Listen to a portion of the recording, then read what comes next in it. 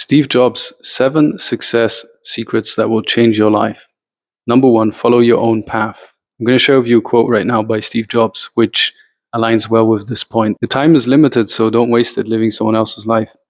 Don't be trapped by dogma, which is living with the results of other people's thinking. Don't let noise of others' opinions drown out your own inner voice.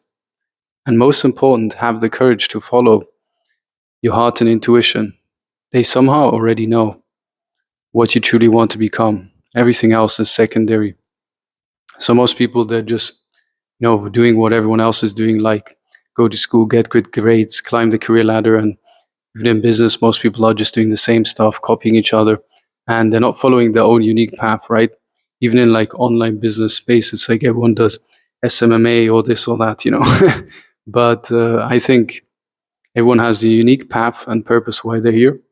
And I think some of these principles can really help you to find that and to succeed in your own unique way, which is the message of this channel of personal growth, is to do something you love, which is also something that he talks about it, But first, let's dive into point number 2, which is connecting the dots. He says you can't connect the dots looking forward. You can only connect them looking backwards. So you have to trust that the dots will somehow connect in the future. You have to trust in something, your God, destiny, life, karma, whatever. This approach has never let me down, and it has made all the difference in my life, he says. So in a way, he says, like, you can't always see how what you're doing right now, this next step you feel inspired to do, is going to result in the end result that you're going after, right? So you almost have to trust, like, once you kind of like set your vision in place and you follow your intuition, that the next step you feel inspired to take is the right one. And you have to like trust that process. The best example is like in his case, I think he dropped out of university and then he remained on campus and did a calligraphy course, right? And eventually this calligraphy course came to make nice fonts and stuff that we now benefit from on personal computers and everything. It was his like intuition and inspiration that he really loved calligraphy and everything, that he then eventually brought that into like Mac OS and everything. So it's pretty crazy. So anyway, point number 3, remember death. For the past 33 years, I've looked into the mirror every morning and asked myself, if today were the last day of my life, would I want to do what I'm about to do today? And whenever the answer is no for too many times in a row, I know I need to change something. So it's all about like living your life in a way that resonates with you and vibes with you. But if you hate your life, then it's a signal to actually change it. And it's a sign that you're off course, If you're really annoyed at your situation, or maybe you have anxiety, depression, you're fed up with your life circumstance, and that's a wake-up call that you're not living in alignment with who you're meant to be, And this ties into the next point, which is number 4, to love what you do. Your work is going to fill a large part of your life. And the only way to be truly satisfied is to do what you believe is great work. And the only way to do great work is to love what you do.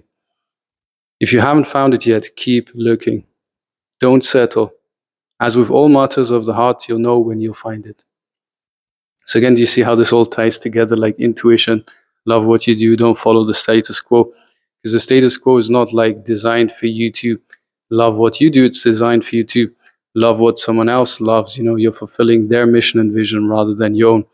So only by truly tapping into your intuition and following your unique path can you actually love what you do and enjoy your life. And the next point is simplicity and focus.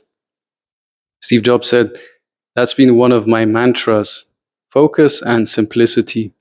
Simple can be harder than complex.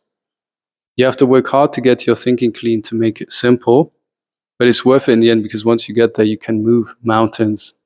So this is very much like tied into the Apple products. I don't know if they're still doing that as much nowadays. He was all about simplicity.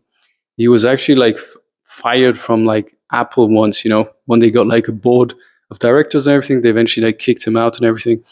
And he even started like Next and Pixar, which were total game changers, just by following his intuition, his inspiration, and forging his own path, which goes right into the next point, which is embrace failure. He was actually kicked out of Apple.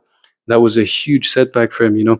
It truly like destroyed him on some level. And then he didn't like give up after that so easily, you know. He just kept going, and he created, like I just said, Next, and Pixar was born from that.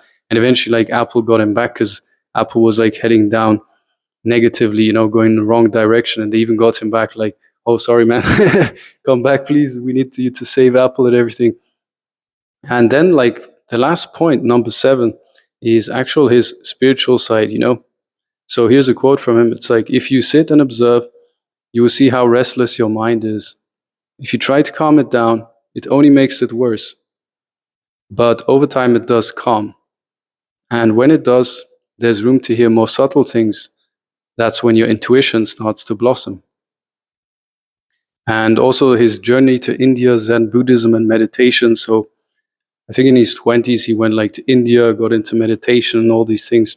And this very much like coincided with his whole like philosophy of simplicity, of stripping away the unnecessary to get inspiration, intuition. You see, can't really connect to your intuition that well if you don't like meditate or take time for stillness or things like this, because you'll just be like blasted with the words and ideas and inspirations and of other people, you know.